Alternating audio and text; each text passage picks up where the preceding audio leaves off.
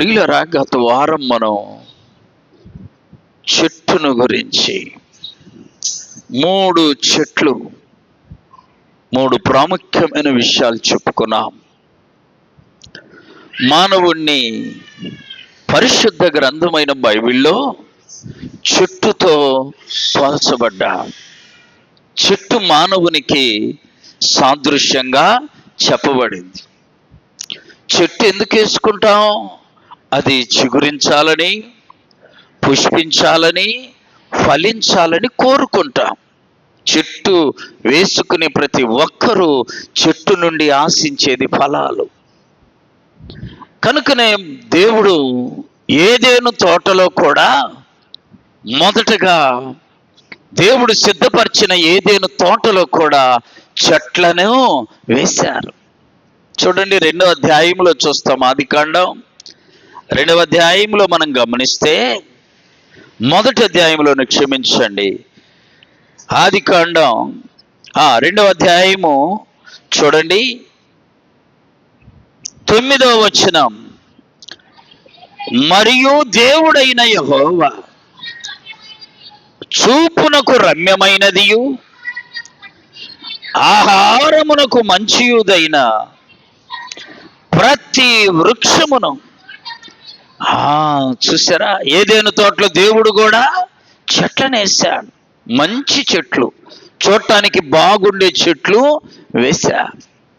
గమనించండి, ప్రభు ఎలా తోటలో చెట్లను వేశాడో ఈ భూమి మీద మనలను కూడా దేవుడు ఒక చెట్టులాగానే ఈ భూమి మీద నాటాడు.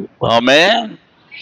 నాటిన ఆయన నిన్ను, నన్ను, ప్రజలందరినీ ఒక చెట్టులాగా నాటిన దేవుడు ప్రతి దినం పరిశీలన చేస్తున్నాడు. నాటి చాలా కాలమైంది కదా, చిగురించిందా, పుష్పించిందా, లేక కాయలు కాసిందా లేదా అని దేవుడు ఆకాశము నుండి ఏం చేస్తున్నాడు? పరిశీలన చేస్తున్నాడు.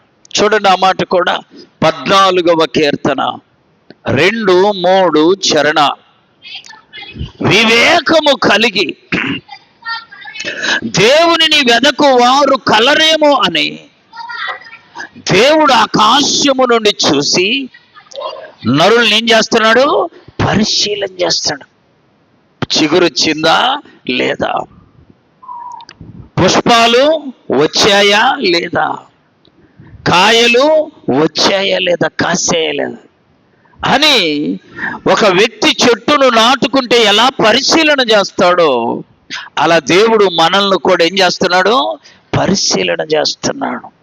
అయితే విచారకరం ఏంటంటే, కొంతమంది ఆయన పరిశీలన చేయటం మొదలుపెట్టి ముగించే వరకు కూడా చిగురు లేదు, పుష్పము లేదు, కాయలు లేవు.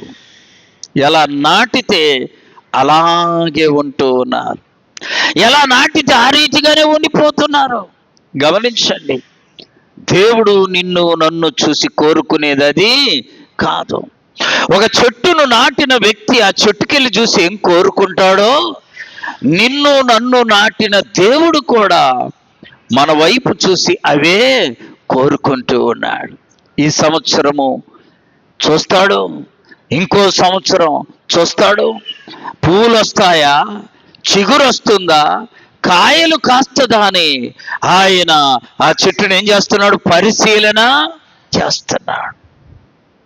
కొన్ని చెట్లు నాటిన కొద్ది రోజుల నుండే చిగురిస్తాయి, పుష్పిస్తాయి, ఫలాలు కాస్తాయి.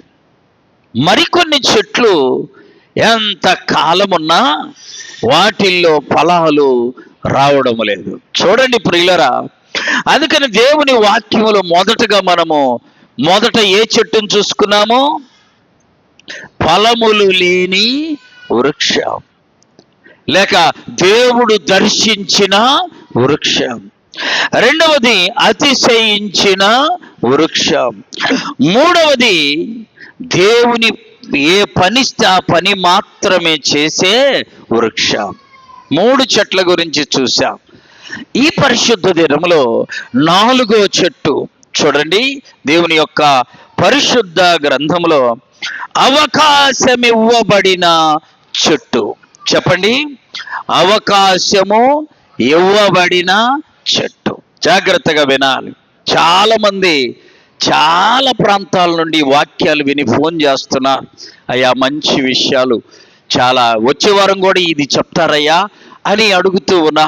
దేవునికి మహిమ కలుగును గాక. మీరు కూడా జాగ్రత్తగా వినాలి. ఈ చెట్టు పేరు ఏం పేరు? అవకాశం ఇవ్వబడిన చెట్టు. మరి దేవుడు ఎవరికి అవకాశం ఇస్తాడు? చెప్పాలి, అందరికీ. చెప్పాలి, అందరికీ. దేవుని దగ్గర పక్షపాతం ఉండదు. మనమైతే మనోళ్ళకు ఒక అవకాశము, ఇంకొకరికి ఇంకొక అవకాశం, లేక మనోళ్ళకి ఎక్కువ అవకాశాలు ఇస్తాం, ఇంకొకరికి తక్కువ. ఒక దేవుడు అలా కాదు. చెప్పాలి, దేవుని దృష్టిలో అందరూ ఒకటే. అందరికీ ఆయన అవకాశం ఇస్తాడు. అయితే ఆ అవకాశాన్ని సద్వినియోగపరుచుకునేది కొంతమంది, అవకాశాన్ని పాడు చేసుకునేది కొంతమంది. దేవునిది తప్పు కాదు. జాగ్రత్తగా వినండి. ఎవరిది తప్పు? అమ్మా, దేవుడిచ్చిన అవకాశాన్ని సద్వినియోగం చేసుకోలేని మానవునిదే తప్పు. అందుకనే అపోస్తుల కార్యముల గ్రంథం చదవండి, 10వ అధ్యాయం 34 లేదా 35. దేవుడు పక్షపాతి. చదవమ్మా. దేవుడు పక్షపాతి కాడని నిజంగా గ్రహించాడంట. ఏ పాతిగాడు దేవుడు పక్షపాతి? అయితే ఏందంట? చదవమ్మా. ప్రతి జనములోనూ ఆయనకు భయపడి నీతిగా నడుచుకుని వానిని ఆయన అంగీకరించును. చప్పట్లు కొట్టి ప్రభును మహింపరచేది. ఎవరిలో? ప్రతి జనములో. చెప్పాలి, ఎవరిలో? ఎవరింటిలో? ప్రతి ఇంటిలో. ఏ ఊరిలో? ప్రతి ఊరిలో. ఆయనకు భయపడి నీతిగా నడుచుకుని వానిని ఆయన అంగీకరించును. కాబట్టి నువ్వు ఎక్కడున్నావో, ఎంతమందిలో ఉన్నా సరే, నువ్వు నీతిగా నడుచుకుంటే దేవుడు నిన్ను ఆయన దగ్గర పక్షపాతము లేదు. గమనించాలి ప్రియులరా. దేవుడు ప్రతి వానికి అవకాశాన్ని ఇస్తూనే ఉన్నాడు, సమానమైన అవకాశం. చూడండి, యోబు గ్రంథం 33వ అధ్యాయము 14వ వచనం. యోబు 33:14. దేవుడు ఒక్క మారే పలుకును, 2 మార్లు కూడా పలుకును. అయితే మనుష్యులు దానిని కనిపెట్టరు. దేవుడు ఎన్ని మార్లు ఇస్తాడో తెలుసు అవకాశం? ఒకసారి ఇస్తాడు, లేదా 2 మార్లు ఇస్తాడు. అయితే మనుషులు దాన్ని సద్వినియోగము చేసుకోవట్లా. ప్రియులారా, ఏదసలు ఈ చెట్టు గురించి, అవకాశం ఇవ్వబడిన చెట్టు గురించి మనం ఎక్కడ చూస్తామంటే, చూడండి, దేవుని యొక్క పరిశుద్ధ గ్రంథములో లూకాసు వార్త 13వ అధ్యాయము 6వ వచనము నుండి 9వ వచనం వరకు. మరియు ఆయన వారితో ఈ ఉపమానము చెప్పాను. ఒక మనుష్యుని ద్రాక్ష తోటలో అంజూరపు చెట్టు ఒకటి నాటబడెను. అతడు దాని పండ్లు వెదక వచ్చినప్పుడు ఏమి కూడా కనపడలా. కనుక అతడు, ఇదిగో 3 ఏండ్ల నుండి, ఇప్పుడు మనము యోబు గ్రంథంలో ఎన్నిసార్లు అని చెప్పుకున్నాము? దేవుడు 2 మార్లు. 1 మారు పలుకుతాడు, లేదా ఈ చెట్టుకు 3 అవకాశాలు ఇచ్చాడు. 1 సంవత్సరం కాదు, 2 సంవత్సరాలు కాదు, 3 సంవత్సరాలు అవకాశం ఇచ్చాడు. చూడండి, అక్కడ రాయబడింది, ఇదిగో 3 ఏండ్ల నుండి వెతకవచ్చుచున్నాను, కానీ ఈ చెట్టుకి ఏమి కాయలు లేవు. దీనిని నరికివేయము, దీని వలన ఈ భూమి ఎలా వ్యర్థమైపోతుంది అని చెప్పాను. అయితే తోటమాలి, అయ్యా, నేను దాని చుట్టూ త్రవ్వి ఎరువు వేయు మట్టుకు ఈ సంవత్సరము కూడా అంటే అప్పుడు ఎన్ని ఏళ్ళు అయింది? 4 అయింది. దేవుడు ఒక మారే అవకాశం ఇస్తాడు, లేదా 2 మార్లు. ఇక్కడ ఈ చెట్టుకి ఎన్ని మార్లు? 4 అవకాశాలు. ఇప్పుడు మీరు కళ్ళు మూసుకొని మన ఇళ్లలో, మన ఊరిలో, మనకు తెలిసిన వాళ్ళల్లో దేవుడిచ్చే అవకాశాన్ని ఒక్కసారి జ్ఞాపకం చేసుకోనండి. ఒకసారి కాదు, 2 మార్లు కాదు, 3 మార్లు కాదు, అవకాశాలు ఇస్తూనే ఉన్నాడు. కానీ దేవుడిచ్చే అవకాశాన్ని వారు గుర్తించటలేదు. 1 మారు కాదండి, 2 మార్లు కాదు, 3 మార్లు కాదు, 4 మార్లు, ఎన్ని మార్లు అవకాశం ఇచ్చినా దేవుణ్ణి నిర్లక్ష్యము చేస్తున్నారు చాలా మంది. గమనించండి, అక్కడ రాయబడింది, అయ్యా ఈ సంవత్సరము కూడా దానిని ఉండనిమ్ము. ఏం చేస్తా? నేను దాని చుట్టూ త్రవ్వుతాను, ఎరువు వేస్తాను, పాదిని బాగా చేస్తాను, నీళ్లు బాగా పోస్తాను. ఈ సంవత్సరం కాస్తే కాసింది, లేకపోతే దాన్ని ఏం చేద్దాము? నరికి వేద్దాం. బైబిల్లో ప్రియులారా ఒక్కొక్క మాట గుండెను చీలుస్తుంది. ఆమె ఒక చోట రాయబడింది, ఇప్పుడే గొడ్డలి చెట్టు ఏరున ఉంచబడింది. ఎక్కడుందంట? చెప్పండి అమ్మ, ఎక్కడుంది? గొడ్డలి ఎక్కడుంటుంది మన ఇంట్లో? ఎదురు గుమ్మం కాడ పెడతారా వచ్చి నన్ను కొడదామని? ఎవడో మూలన? దేవుడు అలా చెప్పట్లా. ఇప్పుగో ఇప్పుడే గొడ్డలి చెట్టు ఏరున పెట్టా, మంచి ఫలము ఫలించకపోతే ఏం చేస్తాడంట? దాన్ని ఎంత టైం పడద్ది? మూలకు పోవాల్సిన పని, ఇంట్లో వెతకాల్సిన పని. ఎక్కడుంది గొడ్డలి చెట్టు? జాగ్రత్త. విన్నప్పుడు ఎంత భయం కలగాలి, ఎంత భయం కలగాలి. చాలా మందిలో భయము కలుగుటలేదు. దేవుడు నరికించి వేస్తాడు. ప్రియులరా, ఈ చెట్టుకు 4 ఏళ్ళ అవకాశం ఇచ్చాడు. ఆమె ఎన్ని అవకాశాలు? బైబిల్లో మనం ఒక రాజును చూసాం, ధ్యానం చేసుకున్నాం ఇటీవల. ఇశ్రాయేలీయులకు మొదటి రాజు. అతనికి కూడా దేవుడు చాలా మార్లు అవకాశాలు ఇచ్చాడు. చూడండి, సమూయేలు మొదటి గ్రంథం 24వ అధ్యాయం 17 నుండి 21వ వచనం వరకు దావీదుతో ఇట్లా, నేను యెహోవా నన్ను నీ చేతికి అప్పగింపగా నన్ను చంపక నిలిచినందుకు, విడిచినందుకు ఈ దినమున నీవు నా అపకారమునకు ఉపకారము చేసిన వాడవైతివి. నా ఎడల నీకున్న ఉపకార బుద్ధిని వెల్లడిపరిచితివి కనుక, వినండి జాగ్రత్తగా, కనుక నీవు నాకంటే.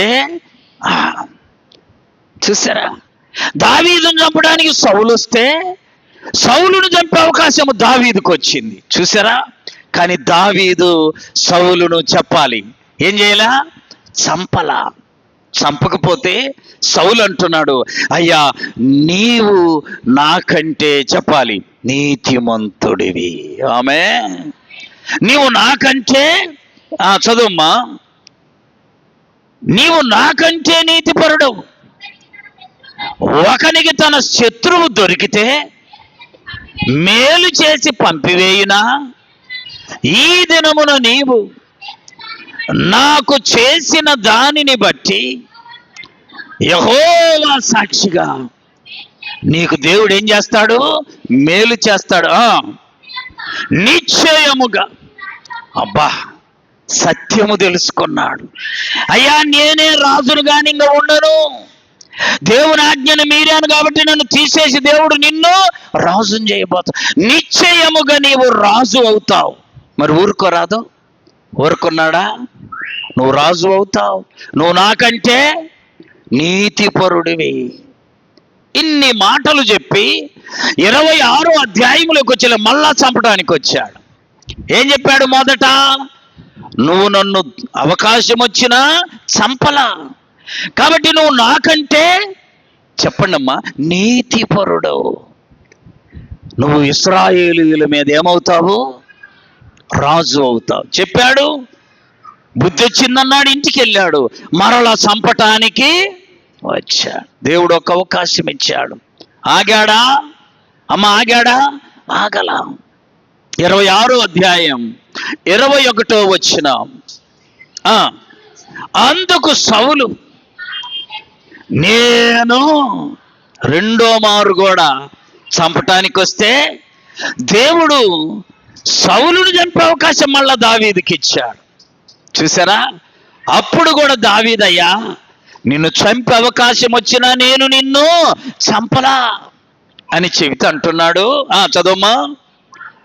నేనిప్పుడు పాపము చేసి తిని, ఈ దినమున నా ప్రాణము నీ దృష్టికి ప్రియముగా ఉన్నందున నేనిక నీకు కీడు చేయను. దావీదా నాయనా, నా యొద్దకు తిరిగి రమ్ము. ఎర్రివాడనై నేను తప్పు చేసి తిని. దావీదు రాజా, చూసారా? ఈట తీసుకొని పోయాడు. నిద్రపోతుంటే వచ్చి ఈట నీళ్ల బుడ్డి తీసుకొని వెళ్ళాడు చంపకుండా. దావీదుని చంపటానికి వచ్చిన సౌలు అలిసిపోయి నిద్రపోతుంటే దావీదు చేతిలో దొరికాడు. జనాలందరూ బయట ఉన్నాడు. సౌలు రాజేమో గుహలో పోయి నిద్రపోతాడు. గుహలో దావీదు ఉన్నాడు. దావీదు మనుషులు కూడా ఉన్నారు. అందరూ అన్నారు, చంపేసేయ్యా, ఒక్క దెబ్బతో నీకున్న పీడ విరుగుడయిద్దంటే దావీదు అంటున్నాడు, నేను ఆయనను చంపనే. చూసారా? కొంతమంది అంతే. ఒక ఆయన దొనకొండలో అరటికాయల కొట్టు. ఏ కొట్టు? అరటికాయల కొట్టు. ఆయనకి ఇంకొకటికి డబ్బులు ఇవ్వాలా. వచ్చేది, అయ్యా నీ అంత మంచోడు లేడు, నువ్వు చాలా మంచోడి, నెల వడ్డిస్తున్నావని డజన్ అరటికాయలు తింటాడు. డజన్ ఎంతమ్మా? ఒక 50 రూపాయలు 80 రూపాయలు అయింది కదా.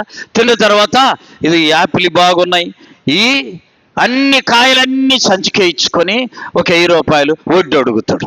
ఈ ఎవరి అమ్మా? తిన్నయన్నీ ఎవరి? పాపం ఆయనే. అన్ని తినేది, అన్ని ఒకటి తిని ఊరుకోడు. ఆ కాయ ఒకటి, ఆ కాయ అన్ని తినేది, మళ్ళీ అన్ని సంచికే ఇచ్చుకునేది వడ్డీ ఇవ్వమని. వడ్డిచ్చిందాక అంటాడంట, నీ అంత మంచోడు చెప్పండమ్మా లేడు, నీ అంత గొప్పోడు భద్రంగిస్తున్నావు, ఎందుకు? కాయలు తినటానికి అన్నీ చెప్పి కాయలు తిని వడ్డిప్పించుకొని అవతలికి పోయి ఉంటాడు. గంట సేపు నిలబెడతాడు వడ్డీ ఇవ్వటానికి. నువ్వు గంట సేపు తిన్నావుగా. కొంతమంది అంటే, అమ్మ నువ్వు మంచోడు అని ఒక పక్క బయటికి వెళ్ళి తిట్టడం, బయటికి వెళ్ళి దూషించటం.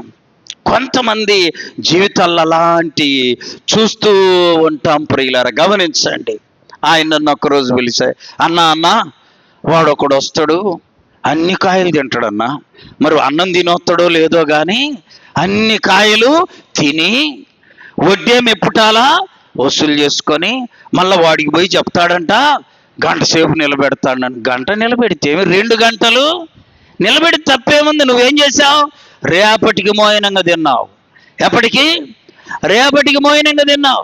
ఇంట్లో వారానికి సరిపడా కాయలన్నీ తీసుకున్నావు, మళ్ళీ వడ్డీ తీసుకున్నావు. అది కూడా అంతే. కొంతమంది పైకేమో ఒక మాట, లోపలేమో ఇంకొక మాట.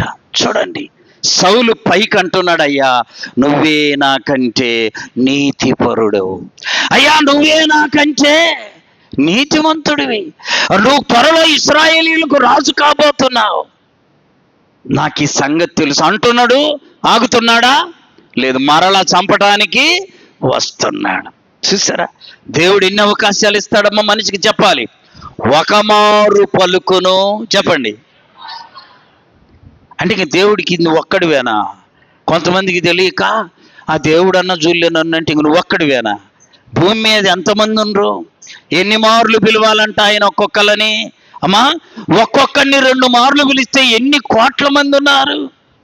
అవసరాలు అన్ని మార్లు పిలిచినా అమ్మా మానవుడు గుర్తించటము లేదు. ఈ చెట్టుకి ఎన్ని అవకాశాలు? చెప్పాలి, 4 అవకాశాలు. దైవ జనమా, వాక్యం వింటున్న దైవ జనమా, నీకు దేవుడు ఎన్ని అవకాశాలు ఇచ్చాడో నిన్ను నీవు పరిశీలన చేసుకోవాలి.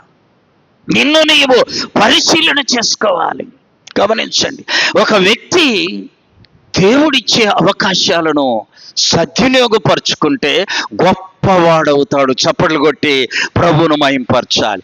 ఆ అవకాశాలను దుర్వినియోగపరుచుకుంటే దేవుడు ఒక మారు చూస్తాడు, 2 మార్లు చూస్తాడు. తర్వాత నరులారా, తుదికేక చూశాం, తొలికేక చూశాము, మలికేక చూశాం. మలికేక వచ్చే లోపే నువ్వు మారాలి. నరులారా తిరిగి రెండని పిలిస్తే ఇంకా ఆపేవాడు ఎవడు లేడు. దేవుని పిలుపును ఆపేవాడు ఎవడు లేడు, గుర్తుపెట్టుకోవాలి. అందుకని దేవుడిచ్చిన అవకాశాన్ని ఎన్నడూ మనము దుర్వినియోగము చేసుకోకూడదు. మాకు మా ఇళ్ళ దగ్గర జరిగిన సంఘటన, అతను ఒక టీచర్ అండి, ఈమె కూడా టీచరే. వివాహం చేశారు. వివాహం చేస్తే పెళ్ళయిన తర్వాత ఈమె అతని దగ్గరికి వెళ్ళట్లా. భార్య భర్త దగ్గరికి వెళ్ళాలా, భర్త భార్య దగ్గరికి వెళ్ళాలా? ఏదో ఒకటి చెప్పండి. అందరికి తెలిసింది ఒకటి ఉంది, కానీ మీరు ఏదో ఒకటి చెప్పండి. ఏం చెప్పాలా? భార్య. అందుకనే స్త్రీకి ఆడపిల్ల, ఏడపిల్ల తెలుసుకుంటే అక్కడే ఉంది. ఏడపిల్లమ్మా, ఆడపిల్ల కాదంటావా అనలేం కదా, ఆడపిల్ల. ఈమెం చేసింది? నువ్వే నా దగ్గరికి వచ్చి ఏడుండంటది. ఎక్కడనుందా ఇది? ఈ రూల్ ఉందమ్మా? లేదు. వాళ్ళ నాన్న అదే మాట, వాళ్ళ అమ్మ అదే. నువ్వే వచ్చి మా ఇంట్లుండు, మా అమ్మాయి వచ్చేది అది. ఆడపిల్ల ఈమా. వాడికి మైండ్ పోయి ఎంతమందితో చెప్పించిన వెనక తొలకు కోర్టుకు వేశారు. కోర్టుకు జడ్జికి కూడా అర్థమైంది, అమ్మ నువ్వు వెళ్తావా? ఆడేమో వెళ్తానంటది, ఇక్కడికి వచ్చి వెళ్ళను. ఒక 4-3 ఏళ్ళు చూసి జడ్జికి డౌట్ వచ్చి ఆ వాయిదా రోజు నువ్వు వెళ్ళి పెళ్లి చేసుకోపోయా అని ఆర్డరు ఇచ్చేసా. కొద్ది సంవత్సరాలకు నాన్న చనిపోయాడు. ఉంటాడా నాన్న? ఉంటాడమ్మా? నువ్వు ఉండు, నేనుండి ఏడే ఉందామంటారా? కుదరదు. ఇంకా కొద్ది ఏళ్ళకి అమ్మ చనిపోయింది. ఇప్పుడు అంటది నేను తప్పు చేశానయ్యా, ఆయన పిలిచినప్పుడే వెళ్ళుంటే బాగుండు. మా అమ్మని నమ్మా, మా అమ్మ లేదు. నాన్నని నమ్మా, నాన్న. అన్నలను తమ్ముళ్ళని నమ్మా, నా జీతం తింటురు కానీ వాడు పనికి పాడు. వీళ్ళను మేపుకుంటా బ్రతకటమైందయ్యా నా జీవితానికి సంతోషము. గుర్తుపెట్టుకోవాలి ప్రియులారా, అవకాశము చాలా మార్లు ఇచ్చారు ఆమెకి. ఆమె ఒకరోజు నాతో చెప్పింది, చాలా మార్లు బ్రతిలాడాడయ్యా నా భర్త, చాలా మార్లు బ్రతిలాడాడు. మా అమ్మ వెళ్ళనివ్వలా, మా నాన్న వెళ్ళనివ్వలా. పెళ్లి చేసింది ఎందుకో? వెళ్ళనివ్వడానికా, ఉంచుకోవడానికా? అమ్మ ఇంత ఉంచుకోవడానికా? కాదు. బైబిల్లో క్రమం చూస్తే చక్కగా తరలించి వేవేలకు తల్లి అవుదు అమ్మ, నువ్వు ఆ ఇంటికి వెళ్ళమని అక్కడికి పంపించారు. తెలుసా? ఆ పని చేయకుండా ఇప్పుడు నువ్వు ఏడిస్తే ఎవరికి నష్టం? చూడండి, ఎవరు తోడు లేరు. ఇప్పుడు ఎవరు తోడలేరు. నిన్ను గన్న తల్లి ఏది, నిన్ను కన్న తండ్రి ఏడి, నిన్ను గన్న తల్లి ఏది, నిన్ను కన్న తండ్రి ఏడి, పోయినారా పోయినారా, నిన్ను విడిచిపోయినారా, పోయినారా పోయినారా, నిన్ను విడిచిపోయినారా. నమ్మవద్దు నమ్మవద్దు, ఇది మాయలోక నమ్మవద్దు, ఆశ చూపి మోసం చేయు, ఇది మాయలోకం నమ్మవద్దు, ఆశ చూపి మోసం చేయు, ఇది మాయలోకం నమ్మవద్దు. దేవునికి మహిమ కలుగునుగాక. చక్కగా ఇప్పుడు భర్తతో ఉండుంటే హ్యాపీగా ఉండేది. ఆయన టీచర్ నుండి హెడ్ మాస్టర్ అయ్యాడు, ఇంకో పెళ్లి చేసుకుని 2 పిల్లలు చక్కగా హ్యాపీగా ఉన్నారు. నువ్వు తండ్రిని నమ్మి తల్లిని నమ్మి, సహోదరులను నమ్మి దేవుడిచ్చిన భర్తను తిరస్కరిస్తే ఎంత ఇబ్బందో చూసారా ప్రియులరా. దేవుడు ఎన్ని మార్లు పలుకుతాడు గుర్తుపెట్టుకోవాలి. ఒక్క మారు పలుకుతాడు, రెండో మారు కూడా నీకెన్ని మార్లు, 3, 4 ఎన్ని మార్లు అయిపోయిందో. దేవుడిచ్చిన అవకాశాన్ని ఆ చెట్టు ఏం చేసింది? సద్వినియోగపరుచుకోవాలా. దేవుడు మనకిచ్చిన అవకాశాన్ని దుర్వినియోగము చేసుకోకూడదు, సద్వినియోగము చేసుకోవాలి. దేవునికి మహిమ కలుగును గాక. ఈ చెట్టు పేరేంటమ్మా? అవకాశం ఇవ్వబడిన చెట్టు. మొదటిది దేవుడు దర్శించిన చెట్టు. ఆ చెట్టు దగ్గర ఆకులున్నాయి కానీ కాయలు. రెండవ చెట్టు అతిశయించిన చెట్టు. మూడో చెట్టు దేవుడు చెప్పిన పని మాత్రమే చేసే చెట్టు. నాలుగో చెట్టు చెప్పాలి, అవకాశం ఇవ్వబడిన చెట్టు. ఇక్కడే చాలా మంది తప్పు చేస్తారు. అందుకే ఈ వాక్యం జాగ్రత్తగా వినాలి. సౌలు మొదటనే దావీదు దగ్గర ఫెయిల్ అయినప్పుడు మానుకొని ఉంటే సౌలు బ్రతికేవాడు, సౌలు కుమారులు బ్రతికేవాడు. నువ్వు రాజు అవుతావయ్యా అన్నాడు కానీ మళ్ళా ఏం చేయబోతున్నాడు? చంపడానికి ప్రయత్నం చేస్తున్నాడు. వినాలి, ఎప్పుడు కూడా దేవుని చిత్తానికి వ్యతిరేకంగా మనమేమీ చెప్పాలి, ఏమీ చెయ్యలేము, చేసిన జయము రాదు. దేవుని చిత్తానికి వ్యతిరేకంగా చేయకూడదు. అందుకని పౌలు అంటాడు, ములుకోలకు ఎదురు తన్నుట ఎవరికి సాధ్యం? ఒక ఎద్దును ములుకోలతో పొడుస్తుంటే ముందుకెళ్ళుద్దా, వెనక్కి వస్తుందా? ముందుకెళ్ళిపోద్ది. ముందుకెళ్ళాలి కానీ వెనక్కి రాకూడదు. వెనక్కి వస్తే ఇంకా ఎక్కువ గుచ్చుకుంటుందా ముళ్ళు. జాగ్రత్త.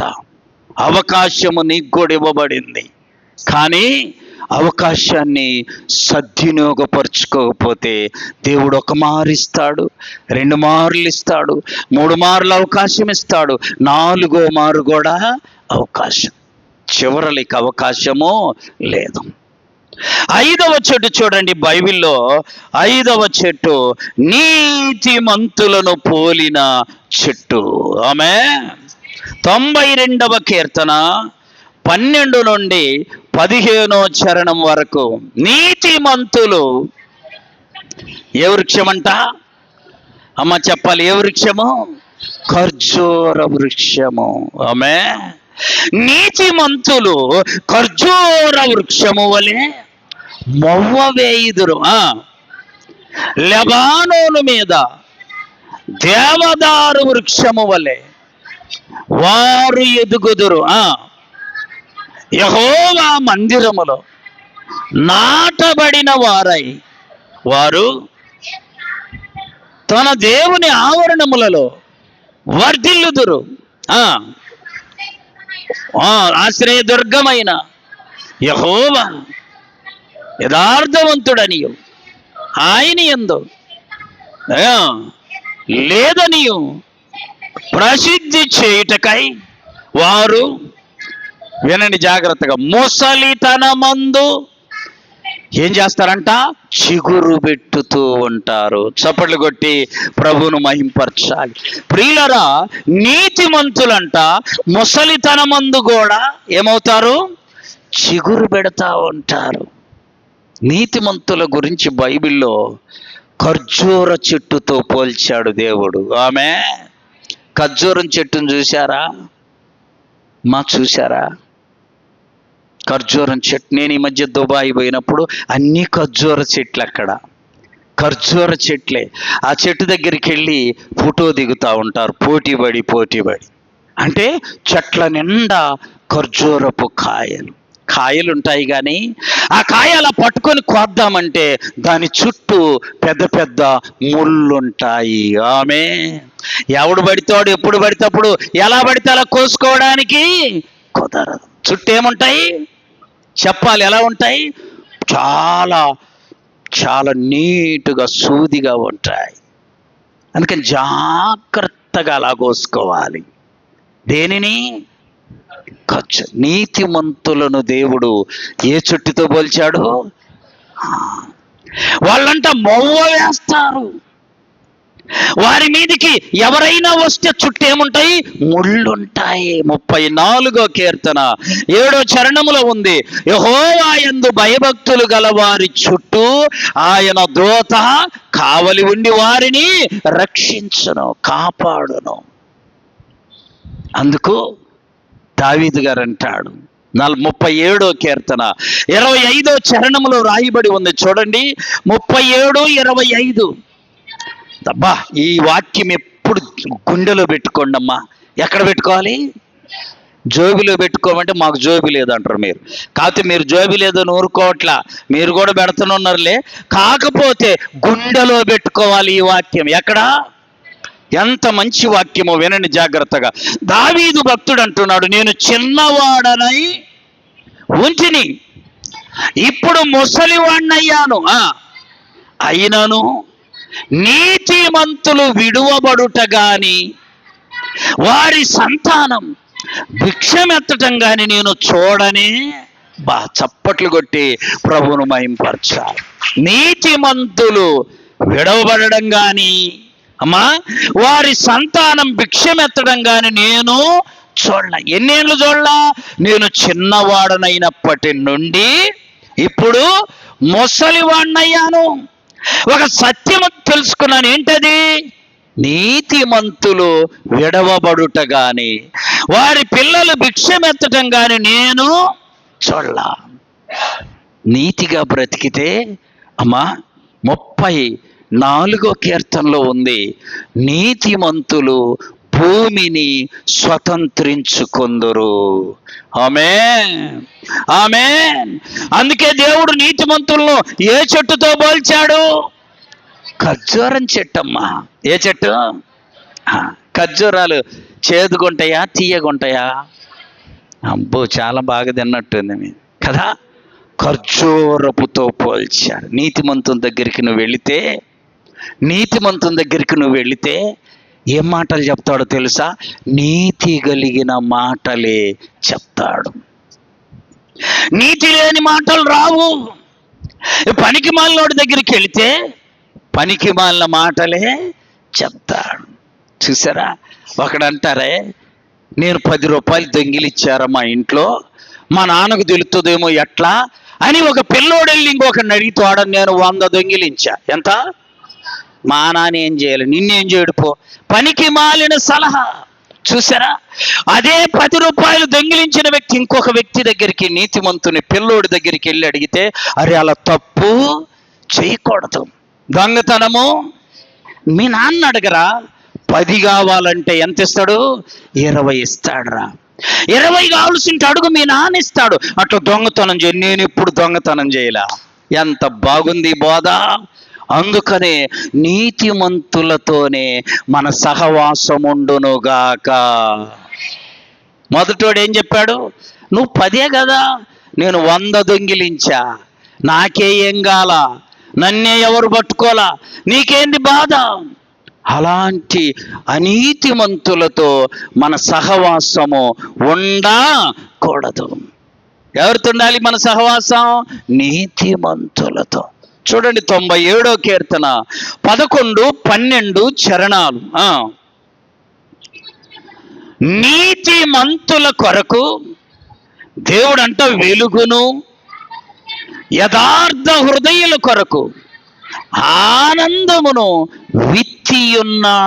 విత్తాడు. విత్తనాలను భూమిలో విత్తితే కొద్ది దినాలకు అది ఏమవుద్దమ్మా? మొక్కగా బయటికి వస్తుంది. ఇంకా కొద్ది దినాలకు చెట్టు అవుతుంది. ఇంకా కొద్ది దినాలకు కాయలు. నీతిమంతుల కొరకు దేవుడంట వెలుగును అమ్మా సంతోషమును విత్తనాలు విత్తాడు.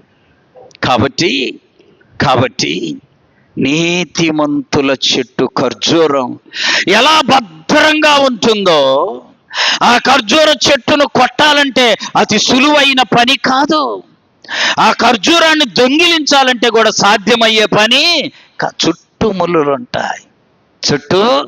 ముళ్ళులుంటాయి. పరమగీతముల గ్రంథం 2వ అధ్యాయము 2వ వచనం. పరమగీతములు 2:2. పలు రక్కసి చెట్లలో ఒల్లి పద్మము కనబడునట్లు స్త్రీలలో మనము దేవునికి ఒల్లి పద్మము లాంటి వాళ్ళము. చప్పట్లు కొట్టి ప్రభును మహింపరచాలి ప్రియులారా. నీ చుట్టూ దేవుడు ఏం చేశాడు తెలుసా? ఆయన దూతను కావలి ఉంచాడు. ఎవడు నీ మీదికి రాలేడు, వచ్చిన జయము పొందలేడు. దావీదు చుట్టూ దేవదూత కావలి ఉంది. సౌలు రాజైనా సైన్యాన్ని పెట్టుకున్నా ఆయన చుట్టూ ఉన్న అందరికంటే దేవుడు గాఢ నిద్ర కలుగజేస్తే దావీదు వచ్చి సౌలు యొక్క ఈటెను నీళ్ల బుడ్డిని తీసుకొని వెళ్ళగలిగాడు. ప్రియులారా, నువ్వు పెట్టుకునే వాచ్మ్యాన్లు నిన్ను కాపాడలేరు.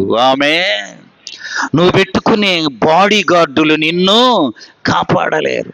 దేవుడు మాత్రమే కాపాడగలిగినవాడు. మీకు తెలుసు కదా, ఇందిరాగాంధీ చనిపోయే వరకు ప్రధాని కదా. ఆమె ప్రధానిగా ఉన్నప్పుడు 200 మంది ఆమె ఇంటి చుట్టూ, ఆమె చుట్టూ కాపలాదారులు.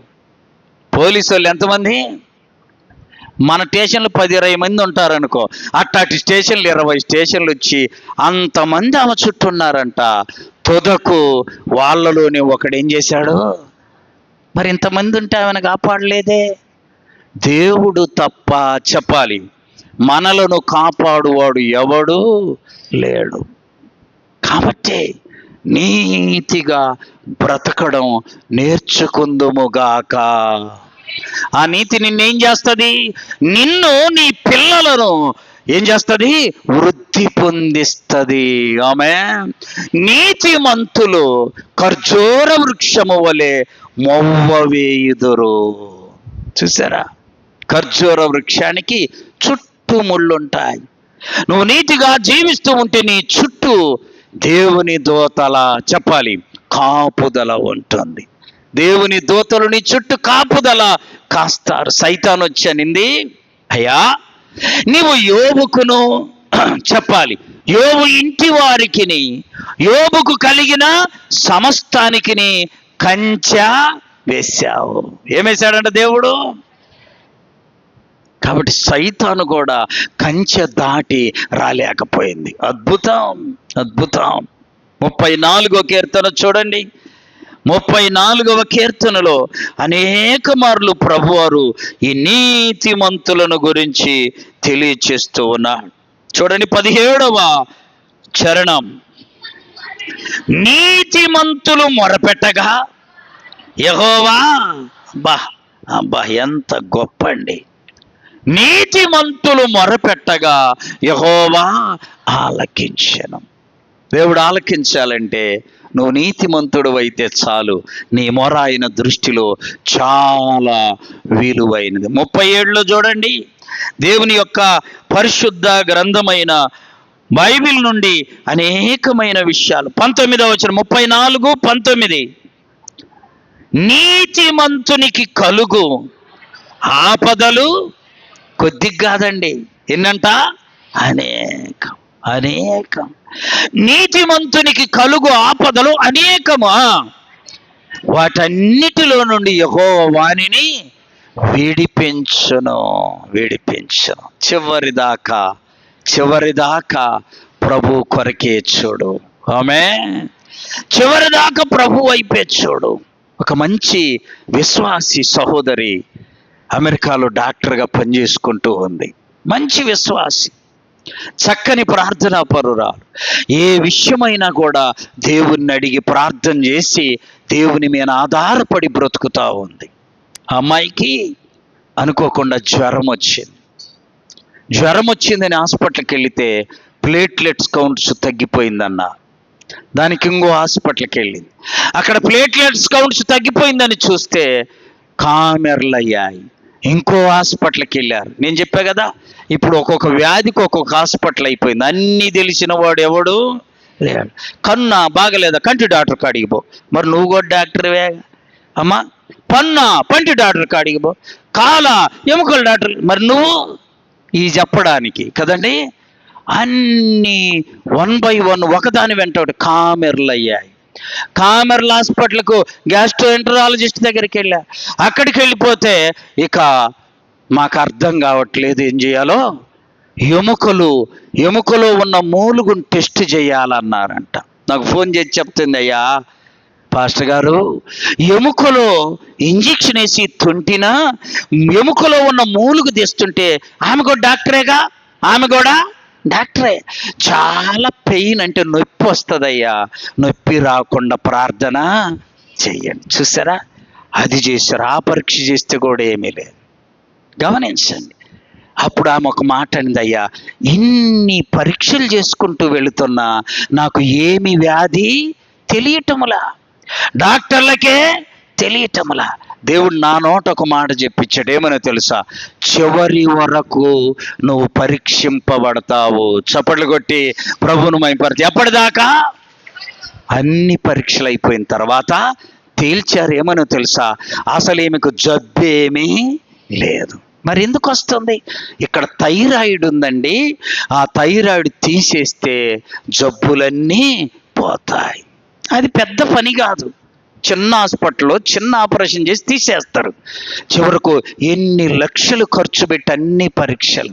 అందుకని దేవుడు అలా మందిరానికి రాగానే ఇలా దీవించి పంపడు.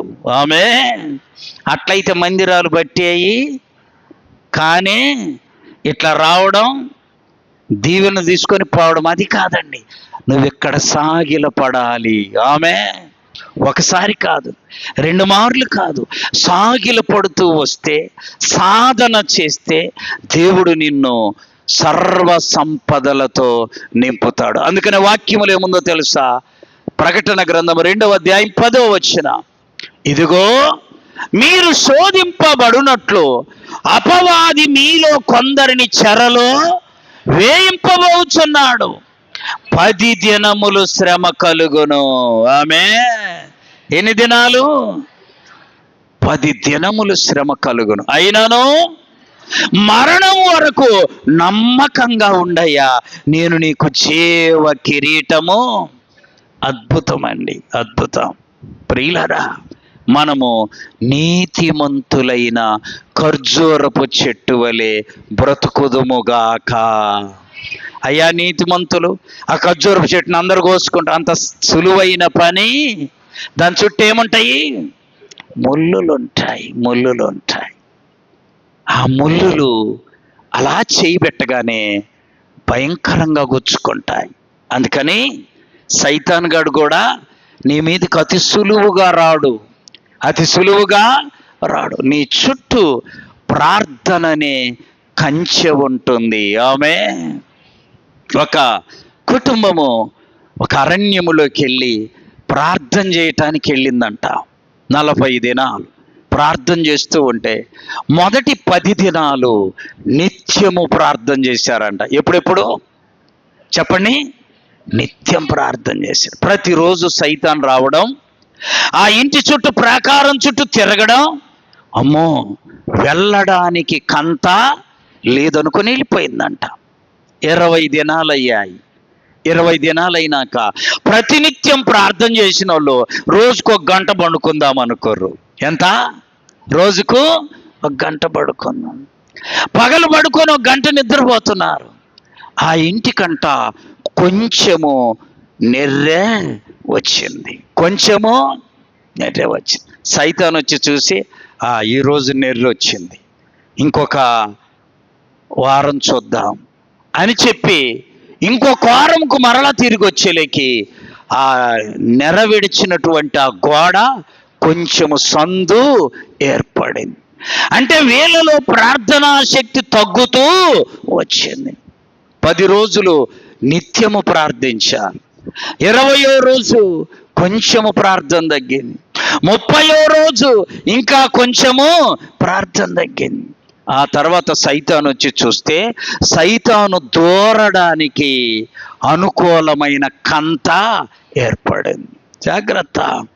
40వ దినం వరకు వాళ్ళు ఎలా ఉండాలి? నమ్మకంగా ఉండాలి, నిత్యము ప్రార్థించాలి.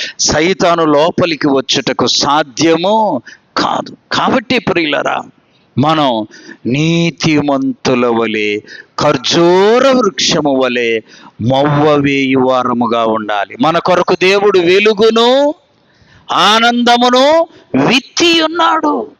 ఆయన వాటిని విత్తాడు కాబట్టి మొలకేస్తాయి. మనకు ఆ వెలుగు వస్తుంది, ఆనందం వస్తుంది, సంతోషం వస్తుంది, సమాధానము కూడా వస్తుంది. కాబట్టి ప్రభు కృపను బట్టి మనం నీతిమంతుల్లాగే జీవిద్దాం. ఆమేన్, ఆమేన్. ఇంకొక చోట రాయబడింది, నీతిమంతులు అమ్మా కదలక నిత్యము నిలుచు సియోను కొండలాగా. ఆమేన్, ఆమేన్. ఎలా ఉంటారంట? కొండ, కొండ, బండ కాదు. చెప్పాలి, ఏంటిది? కొండ. చదువు మా వాక్యము. నీతిమంతులు కదలక నిత్యము నిలుచు సియోను కొండలాగుంటా. ఆమేన్. అలా బ్రతకాలండి. అలా బ్రతికినప్పుడు నీ స్థానం ఎక్కడున్నా దేవుడు నిన్ను హెచ్చించునుగాక. దావీదు భక్తుడు ఏం సాక్ష్యం చెప్పా? గుండెలో దాచుకోమన్న ఒక మాట చెప్పా. నేను చిన్నవాడనయ్యుంటిని, ఇప్పుడు ముసలివాడనయ్యాను. కానీ ఒక సత్యం తెలుసుకున్నాడు. ఏంటది? నీతిమంతులు విడవబడడం కానీ వారి సంతానం భిక్షమెత్తడం కానీ నేను చూడనే బా. కాబట్టి నీతిమంతుల వలె ఖర్జూర వృక్షము వలె ప్రభుకిష్టమైన బిడ్డలముగా జీవించుదుముగాక. అందరూ మోకరించండి, ప్రార్థన చేసుకుందాం. మా